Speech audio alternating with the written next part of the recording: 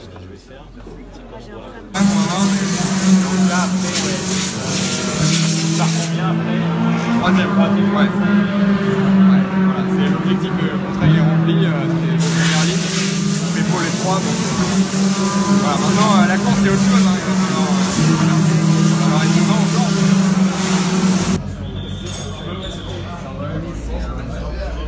Pierre San Cinéma, bonjour. Bonjour. Alors il y a quelques temps, vous avez signé la première victoire en Eurocup ici, Alpine. C'est ça. Maintenant vous êtes champion de France, ça GT4. Ça a été quoi votre saison 2018? Ça a été une saison bien remplie, une saison vraiment très remplie avec Alpine.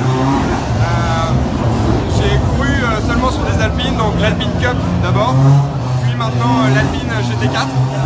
Donc l'Alpine Cup, la saison n'est pas encore terminée, elle se passe très bien, je suis en tête. Et ce week-end, je me concentre sur l'Alpine GT4, avec laquelle je prends beaucoup de plaisir. Quelles sont les différences entre la GT3 et la GT4? Alors la GT4 a un moteur un peu plus puissant, avec un turbo plus gros, et elle a également un aileron pour l'aérodynamique qu'on n'a pas sur la Cup, donc elle est plus performante au niveau du moteur et au niveau de l'aéro. Donc globalement, elle est plus rapide de plusieurs secondes au tour sur le circuit. Alors Pierre, l'aéro, vous êtes bien placé pour en parler. Vous êtes ingénieur aérodynamicien. Ça signifie quoi? Ça vous apporte quoi en plus? Bah écoutez, au final dans le pilotage pas grand chose parce que mon travail c'est d'être derrière un ordinateur. Donc j'ai voilà, pas spécialement d'avantage par rapport aux autres, c'est simplement que j'ai la chance de travailler sur la voiture de série, sur celle-ci, et du coup ça me donne beaucoup de motivation supplémentaire et beaucoup d'affection pour la marque et la voiture. Alors, Pierre Dupasquier, le créateur du service compétition Michelin, disait que l'important c'est de passer la puissance au sol. C'est ça. Donc alors ça signifie quoi comme travail? Ah bah ça c'est du travail avec nos ingénieurs qui sont tout autour, l'écurie CMR, de Signatech, avec lesquels on essaie d'optimiser au mieux notre package. Donc pour passer la puissance au sol, il faut avoir des bons réglages de liaison au sol, et ce qui fait une bonne motricité. Pour surtout sortir dans les virages, ici il y a des longues lignes droites, notamment la ligne droite du Bossé. Il faut pouvoir motricer, il faut pouvoir passer toute la puissance qu'on a disponible. Donc ça c'est les réglages qui sont en lien avec les pneus et la voiture évidemment. Pierre, vous n'êtes pas arrivé directement du kart à l'Alpine, vous avez fait plein de choses, la RCZ Cup, vous avez piloté des Audi notamment. C'est ça. Et dans un tas de catégories, quelles sont celles qui vous ont marqué? J'ai envie de dire la monoplace d'abord. J'ai commencé par le championnat de France F4 où j'ai pris beaucoup de plaisir, j'ai surtout beaucoup appris parce que je venais du kart, j'ai fait peu de saisons, donc l'expérience acquise en monoplace m'est toujours utile aujourd'hui. J'ai envie de dire, c'était un super souvenir, j'ai pu faire de la F3 et du prototype. Et en cela, l'Alpine, moi je retrouve beaucoup de sensations que j'ai pu connaître en monoplace. C'est une voiture qui est légère, qui freine tard, qui passe vite dans les virages.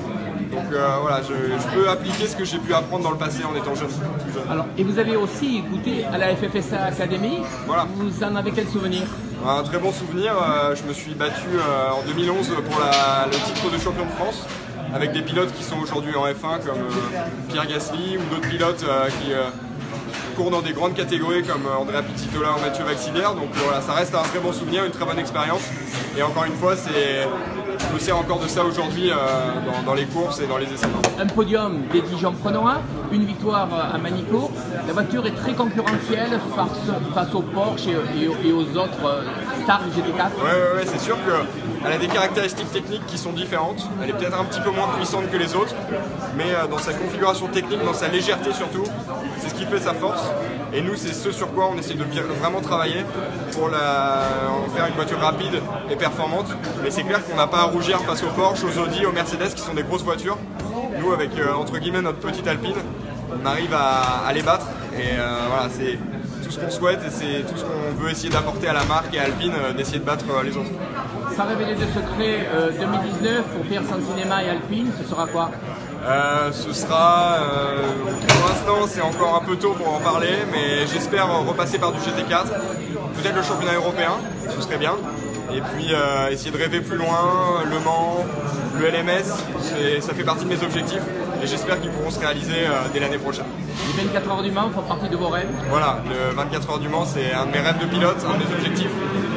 J'y vais depuis que je suis tout petit, en spectateur pour l'instant, et j'espère vraiment pouvoir y courir très rapidement.